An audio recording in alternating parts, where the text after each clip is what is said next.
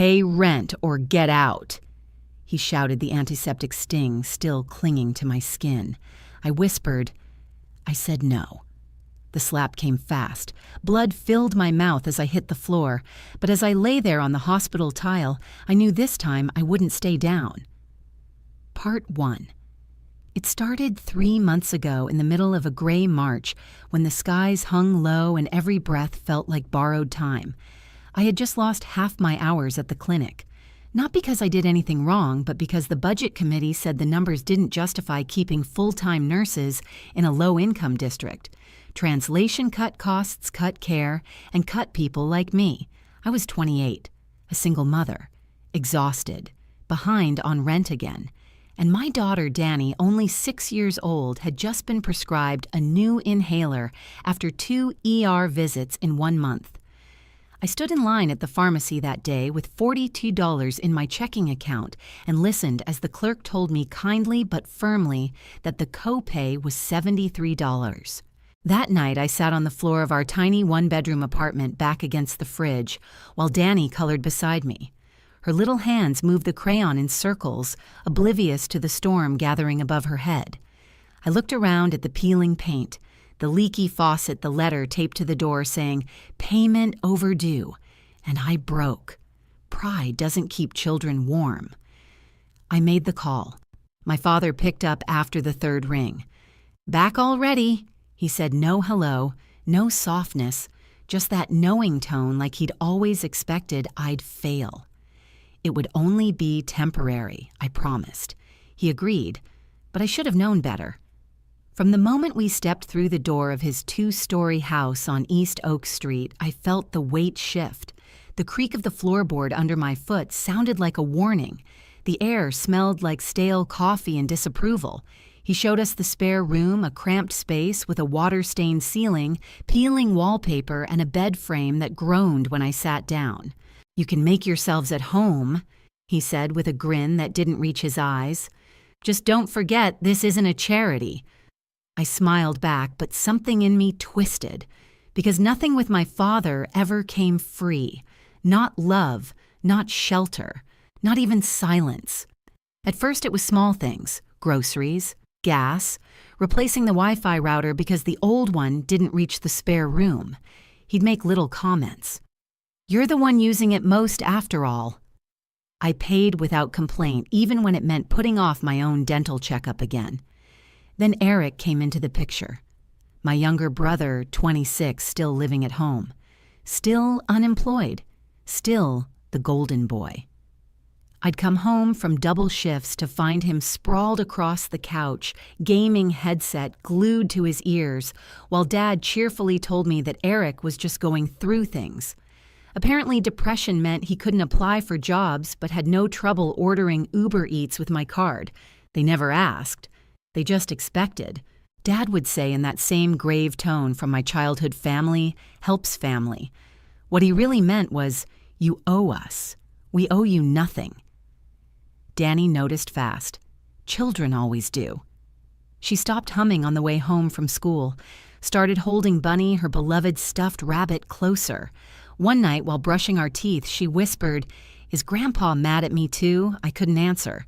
That night, I sobbed into my pillow, biting it so she wouldn't hear. Then came the crypto disaster.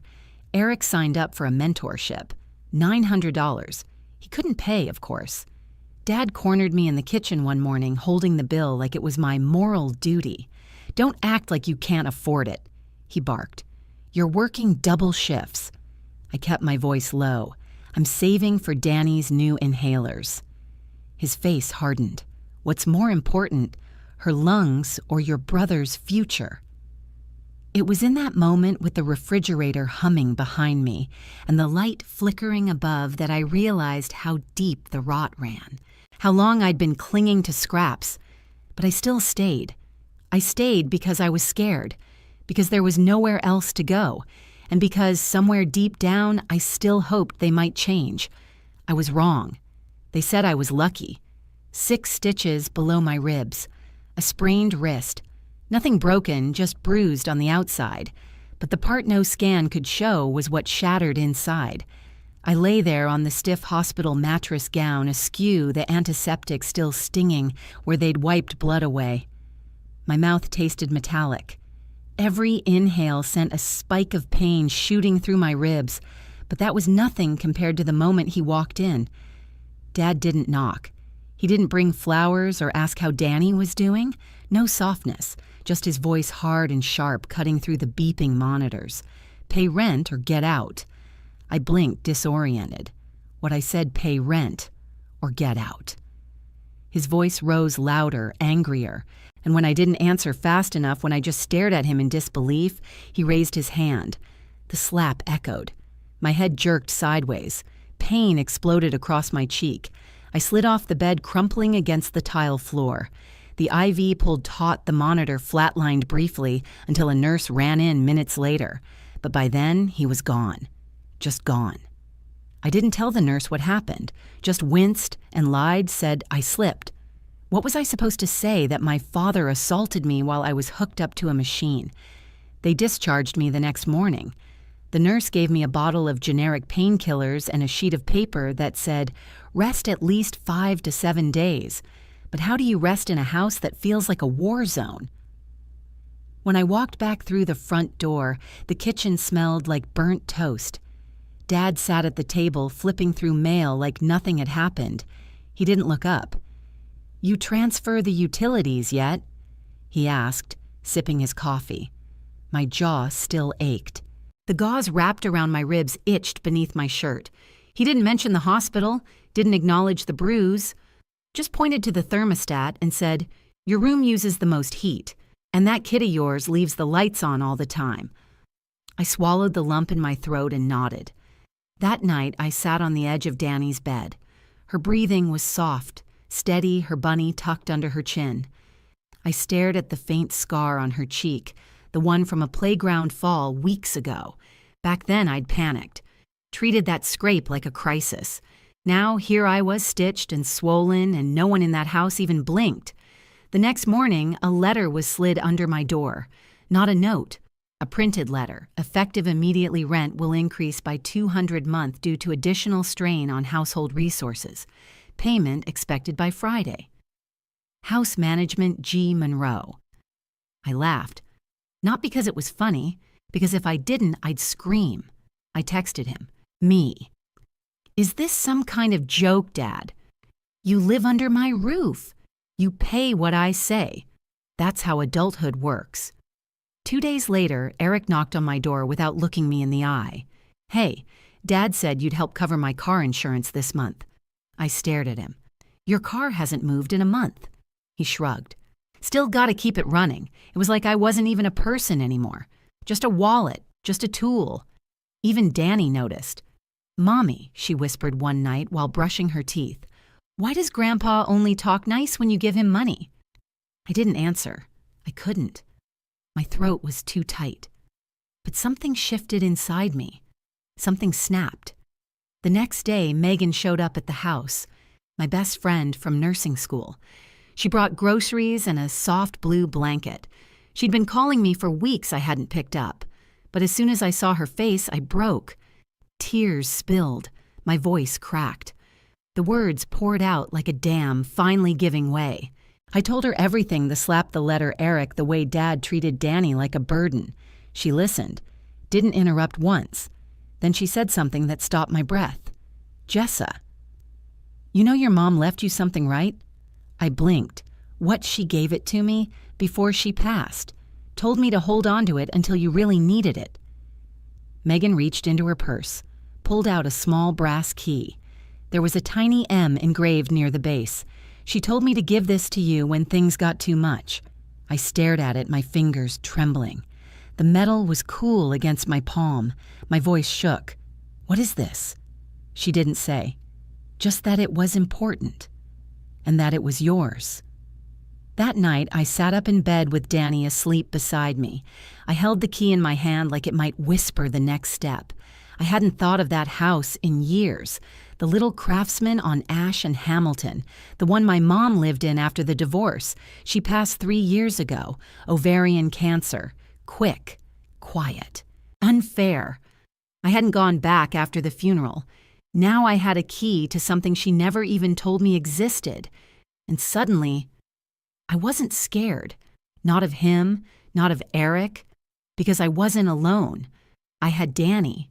I had Megan. And maybe I still had something of my mother's love waiting to be claimed. I left early the next morning. The sky was still soft with dawn haze, and Danny was already humming in the back seat, oblivious to the shift happening around her. I dropped her at school, kissed her forehead, and said, "We'll have a surprise later." She giggled. "Is it chocolate?" I smiled, but I didn't answer. Then I drove. The house on Ash and Hamilton hadn't changed much. Same lopsided porch, same lavender bushes lining the walk. The wind chimes still hung by the door, singing the exact tune they did when I was 10, sitting on that porch waiting for Mom to come home from her evening shift. The key fit easily like it had been waiting. Inside it smelled like old books and lemon oil. The air was thick with memories, some good, most aching. Her rocking chair sat in the corner unmoved. A half-finished quilt was draped across its arm thread, still looped in the needle, like she meant to come back. A calendar hung on the fridge from 3 years ago. August, the month she died. I walked slowly, almost afraid to disturb anything. My fingers trailed across surfaces like I was asking permission. Nothing looked secret. Not until I reached her bedroom. Her closet held the same stack of boxes and storage bins I remembered from childhood, but behind them, tucked against the wall, was the old filing cabinet. Black, dusty, always locked, always off limits. I knelt in front of it, the key trembling between my fingers. Click. The drawer slid open with a groan. Folders, neatly stacked, labeled in her handwriting, Property East Oak Trust Account, Letters to J Medical Final Instructions. My hand hovered over them until I pulled the folder labeled Trust Account. Inside were 3 things: a notarized letter naming me the sole beneficiary of her father's estate, a deed to the house we were living in, Dad's house, a handwritten note folded carefully, soft from age. I opened it. If you're reading this, it means you've endured more than I ever wanted for you. I couldn't protect you from him, but I could leave something behind. They will take until you are empty. This house is yours now. Use it. Protect Danny, and never let guilt be the leash that binds you. Love always, Mom. I collapsed onto the floor. The house wasn't his, it was mine. All this time he'd ruled it like a tyrant, as if he owned it, as if I owed him for the roof over my head. But my mother had left it in my name, quietly, intentionally, because she knew he'd do exactly this. I stayed in that room for over an hour, just sitting, breathing, letting the truth seep into every cracked place in my chest. I didn't go back to the house that night. I called Megan. She picked up on the first ring. "Bring Danny," she said simply. Her guest room smelled like cinnamon and safety. Danny squealed when she saw her godmother and immediately ran to find the fuzzy slippers she always wore there. For the first time in months, I slept through the night without waking in a panic. In the morning, I made coffee and sat at Megan's table while she folded laundry. "I'm filing the paperwork," I said. She looked up. "You sure?" I nodded. "No more surviving. I'm taking it back." I returned to the house that afternoon with Danny in tow. Dad was in the kitchen scribbling something onto a napkin, his version of budgeting, where somehow I always owed more than I had. Eric was in the living room, still gaming bowl of cereal balanced on his stomach. Neither looked up. "Where were you?" Dad asked without turning. "With Danny," I said, "at Megan's. You don't just walk out of someone else's house like that," he muttered. I smiled quietly. If only he knew. That week, I started gathering everything, every utility bill in my name, every rent payment, every Venmo transfer to Eric. I saved screenshots, emails, printed bank records. I bought an external hard drive and labeled it Documentation, Monroe House. Every night after Danny fell asleep, I worked on that folder like it was my full-time job. Megan helped me submit a title search through the county clerk's office. We got official confirmation 2 days later I was the sole title holder. No mortgage, no co-signer, just me. My mother had sealed it that way intentionally through a trust left by my grandfather tied to her death. Dad had no legal right to the house, not a sliver. The irony made me laugh until I cried. He'd been charging me rent on my own property, calling me a burden, demanding more, slapping me across the face in a hospital bed, and all along, he was the trespasser. Still, I said nothing, because now I wasn't surviving, I was preparing. Then came the final crack. It was a Tuesday night. I came home after a short shift. My ribs still ached, but the bruises had begun to fade. Danny was in her room curled up with Bunny staring at the ceiling. She looked up as I entered. Grandpa said if I keep leaving lights on, we might not have a place to stay. The words hit me harder than any slap. I sat beside her, brushing her curls back gently. "This is our home, baby," I whispered, "and no one, not even Grandpa, can take that away." She didn't nod. She just leaned into me, quiet and small. That night, I opened my laptop. I recorded a video. I looked straight into the camera. No makeup, no filters, just my face still healing, and I spoke. I talked about the slap, the emotional abuse, the rent demands, the quiet manipulation. I inserted clips I'd saved Eric bragging on his live stream about how Sis covers everything. Dad pacing the kitchen, shouting at me over bills. I named the file "For Danny," just in case. I didn't know if I'd need it. But for the first time in my life, I was ready. I didn't strike with rage. I moved with silence. And that silence was power. The morning after I recorded the video, I sat on the porch before sunrise. The air was damp. A breeze carried the scent of damp pine and exhaust from the street. Danny was still asleep inside, curled beneath her blanket, her small fingers clutching Bunny like a shield. I held the manila folder in my lap, deed trust papers, title report, notarized copy of my mother's letter. Every line of ink a lifeline, every paragraph a rope pulling me out of the pit I'd lived in for far too long. At 10:42 a.m., I sat in a lawyer's office. Same man who'd helped with my mother's estate. Mr. O'Connell, a quiet man with steady hands and tired eyes. I placed the documents on the desk in front of him. "I want a file for eviction," I said. He looked at the papers, then at me. "Are you sure?" I nodded.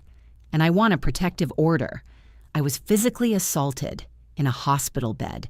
He didn't ask for more details, just looked down and began organizing the documents like pieces on a chessboard. "You have every legal right," he said. That night, back at the house, Dad was in the garage, cursing at something under the hood of Eric's old car. Eric was on the porch vaping and scrolling his phone. No one noticed as I walked past them into the house with a thumb drive in my bag and peace blooming in my chest. I was no longer hoping they'd change. I was documenting their downfall. The folder on my laptop grew thicker by the hour. Screenshots of text messages, recordings of conversations, proof of every transaction I'd made on behalf of the household. I even found a video from 3 weeks ago, Eric bragging during a Twitch stream. "Nah, I don't pay rent. Sis handles it. She's got that nurse hustle. Let her pay. It's what family does, right?" He laughed. So did the chat. That clip, it went straight into the drive. The next day, I sat down with Megan at her kitchen table, surrounded by bills and legal printouts. We combed through everything, made sure the court filings were airtight. She printed out copies of the surveillance footage from the hospital hallway, the slap, the fall. My body crumpled at the base of the bed, and somehow miraculously Danny's scream captured faintly in the distance. That moment nearly broke me again. She was there. She had seen it. But in that pain, something else was born fire. I made another video. This one wasn't just for court. It was for safety. A visual record of everything I'd endured, organized and time-stamped with source links and testimonies. I labeled it Timeline Monroe Household Abuse. I stored 3 backups, one on the cloud, one on Megan's hard drive, one on a thumb drive I kept on my keychain. No matter what he tried next, gaslighting, guilt-tripping manipulation, I was ready. And yet the quiet days that followed felt almost hollow, like the storm had gone underground. Dad barely spoke to me. He grunted, slammed cabinets, left receipts on the table with passive-aggressive notes. You drink most of the milk, gas bills higher. You were the one out late. Eric was worse. His silence wasn't passive, it was smug. He'd whistle when I walked in, flick the TV volume higher. One afternoon I caught him standing in the hallway near my room. Looking for my headphones, he mumbled. They were in his hand. I didn't react, just took them back and shut my door. They didn't know the clock had already started ticking. The eviction was scheduled for the following Friday, 10 days from when I filed, 30 days by law. But I wasn't counting down with dread. I was counting down with calm. Every time Danny hugged me tighter, I held on longer. Every time Megan dropped off groceries, I thanked her like it was oxygen. Because this time I was building something stronger than walls or locks. I was building a future. One evening, Danny tugged at my shirt as I folded laundry. "Mom," she whispered, "I drew something for you." She held up a crayon drawing. 2 figures holding hands in front of a house. One was tall with messy hair me. The other was smaller, holding a bunny. Above them was a sun with long yellow rays. Beneath it, she'd written, "Our home. Safe now." My throat tightened. I knelt and pulled her into my arms. That night, I made my final checklist. Verified deed ownership, confirmed eviction timeline with the county-documented digital evidence, copied video logs to secure cloud-set auto payment for rental deposit just in case. Because while I owned the house, I didn't want to keep it. Too many ghosts. Too many bruises beneath the wallpaper. But I would claim what was mine first. I would make them look me in the eye and understand what they'd lost. And only then would I let it go. The game started exactly 3 days after I filed the eviction. They didn't know yet, at least not officially, but they felt it. People like my father don't sense change through logic. They sense it through loss of control. It began with a question casual and sharp.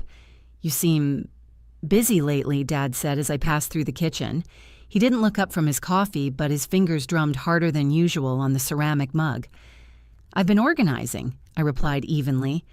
Eric peeked around the fridge door. "You working less or something?" I didn't answer. That night I found the thermostat set to 80, every single light in the house on, the washer running empty, and in the living room, Eric asleep on the couch, with the front door wide open. They wanted chaos. I gave them calm. The next morning, a folded sheet of paper was taped to my bedroom door. It read, "Utilities this month were excessive. If you can't cover your share, maybe consider downsizing. You're not the only one with expenses. House management." I took a photo of it and added it to the folder. When I got home from my shift that night, Dad was waiting in the living room. Eric leaned against the wall, arms crossed. "You need to stop whatever you're doing," Dad said without preamble. "You think we don't see it, Megan coming around more? That lawyer calling last week, acting like this is your house." My face stayed neutral. "It is," I said softly. He laughed. "You think a few scribbles on paper make you some kind of queen." He stood looming. "This is my house. I've paid every bill in it since the day your mother left. I've poured my life into it. You've done nothing but use and betray." Eric added, "Yeah. Real nice example for your kid, tossing out her own family." My hand didn't even shake. Family doesn't hit their daughter in a hospital bed. The room fell silent. Dad's face twitched. "Don't twist things. That was discipline. You were being disrespectful. You split my lip while I was hooked to a monitor. I kept a roof over your head," he shouted. "And charged me rent," I said, "on a house I own." The silence snapped like a twig. He didn't deny it. Instead, he changed tactics. "Don't you care what people will say that you threw out your sick father sick?" It didn't take long to see where he was headed. 2 days later, I returned home to find Val, our elderly neighbor from across the street, waiting on the sidewalk. She looked uncomfortable, wringing her hands. "I heard you're evicting your father," she said without greeting. I blinked. "He told me he's been diagnosed with COPD, said he asked for help driving to his appointments, and you refused." I stood there stunned. That evening, I found Dad dramatically wheezing in the living room. an untouched bottle of expired cough medicine next to him. Eric had apparently told his gamer friends online that I was kicking out our dying father to move in with some doctor boyfriend. They were building a smear campaign, a whisper network of guilt and misinformation. I said nothing. Because I didn't need to say anything, Leah from 3 doors down showed up at our porch the following night. In her hand was a phone. "There's something you need to see." The screen played a grainy, shaking video. I recognized the scene instantly. The hospital room, my body in scrubs, Dad's voice barking, the slap, the fall, the sound of metal against tile, Danny's scream in the background. "I work part-time in that wing," Leah said. "Security was supposed to delete it after 30 days, but I kept a backup. I didn't know if you'd ever want it." I couldn't speak. She placed the phone in my palm. "You're not crazy," she said gently. "He can't lie his way out of this." Inside, Danny was at the kitchen table, quietly coloring. I knelt beside her, holding the phone behind my back. "Sweetheart," I whispered, "do you remember the hospital?" She nodded slow. "Did you hear anything that day?" She looked up at me. Her eyes were still so young, but not untouched. I heard him yell, "I saw you fall." I hugged her tight, not to comfort her, but to anchor myself. The countdown was getting louder, and I wasn't afraid anymore. The next morning, I found the eviction notice torn from the bulletin board in my room. I expected that. I printed another copy and placed it on the fridge with a bright pink magnet. Eric threw a fit. "This is sick. You're just trying to embarrass us. You think you're going to kick us out and walk away like some hero?" I looked at him. Finally, truly looked. The boy who never had to grow up, who never had to fight for anything, who thought being loud meant being strong. "No," I said. "I don't want to be a hero. I just want peace." For the next week, Dad doubled down. He called relatives, neighbors, even tried to contact my boss, claiming elder abuse, abandonment, whatever story he could invent. None of it stuck. The truth has a strange way of waiting. Quietly, patiently, and then suddenly loud enough to shatter walls. Friday morning approached like the edge of a cliff. Danny slept beside me on the couch, bundled in her favorite blanket. The soft dawn light traced gold across her hair. I pressed my lips to her forehead and whispered, "Today's the day." I stepped into the hallway. Dad was already pacing, eyes bloodshot, fists clenched. "You really think the cops are going to make me leave my own house?" I didn't answer, because I didn't need to. At 9 a.m. sharp, the deputy's cruiser pulled up to the curb, clipboard in hand, badge gleaming in the early morning sun. Dad was already at the door, puffed up like a balloon about to burst. Eric stood just behind him, hoodie, wrinkled hair, messy cereal bowl, still in hand, like none of this was real. I stood on the porch, calm. The deputy stepped onto the path, nodded at me. "Ma'am, we're here for the formal removal. Possession of property transfers today per court approval." "You think you can do this to us?" Dad shouted before I could respond. "After everything we've done for her, she's throwing her own father into the street." His voice cracked like thunder. But the street was quiet. The neighbors had already started watching. Val peeked from her curtains. Leah stood on her porch, arms crossed, phone in hand. The deputy stayed neutral. "Mr. Monroe, this is a lawful eviction. You've had your 30 days. Eric sneered. "No one's going to believe her. Not after everything she's pulled." I held up the flash drive, the one Leah had saved. The one with the slap, the scream, the fall. They already do. I handed it to the deputy. He plugged it into his tablet, watched the first 20 seconds, then looked up and nodded slowly. That's more than enough. Dad tried to step forward. The deputy stepped in front of him. "Sir, if you escalate, you'll be detained." Dad backed down, eyes blazing. Eric muttered, "You think this is justice, this is revenge?" "No," I said quietly. "This is freedom." And for the first time in years, I meant it. Val finally stepped outside. She shook her head, arms crossed tight against her chest. "You could have worked this out quietly, Jessa. Family isn't something you throw away." I met her eyes. Family doesn't slap you in front of your child while you're bleeding in a hospital bed." A silence rippled through the crowd. Someone across the street whispered, "Wait, what?" I stepped up onto the porch holding my documents title, deed, trust papers, court filing, and video summary in hand. This house was left to me by my mother. It belonged to my grandfather. My name is the only one on the deed. Dad looked around, eyes desperate, searching for sympathy, finding none. "I paid for everything in this house for over a year," I continued. "Utilities, groceries, my brother's bills, rent on a house I owned." I looked at Val, and I was assaulted. In a hospital bed for saying the word no. I felt Danny beside me before I saw her. She had Bunny in one arm, my hand in the other. She looked up, voice small but clear. "You hurt my mom. That's what ruined it." Dad opened his mouth, but nothing came out. Eric stared at her like she was a ghost. That was it. That was the moment when they realized they had not just lost the house, but lost control. The deputy handed me a form initialed and sealed. "Ma'am, per court authority, this property is yours, uncontested." Eric dropped his duffel bag on the porch. Dad stood frozen, blinking like he'd just woken up from a long, bitter dream. They descended the steps in silence. At the bottom, Dad turned. "You'll regret this." I didn't blink. "No," I said. "I regret letting it go on this long." The door shut behind them with a sound that didn't echo. It landed. I stood in the quiet hallway, the hum of the refrigerator soft in the background. Danny looked up. "Are we safe now?" I knelt and kissed her forehead. "Yes, baby, we are. We stayed for 2 more weeks, not out of fear, but to breathe, to finish what needed finishing." I cleaned every drawer, donated most of the furniture, let go of things that carried more pain than memory. Then, without fanfare, I sold the house. It was never a home, just a vessel, a battlefield, a ghost. The money went into a modest rental cottage across town, 2 bedrooms, a slanted roof, lavender bushes in the yard, the kitchen windows faced east, and every morning sunlight spilled across Danny's room like a blessing.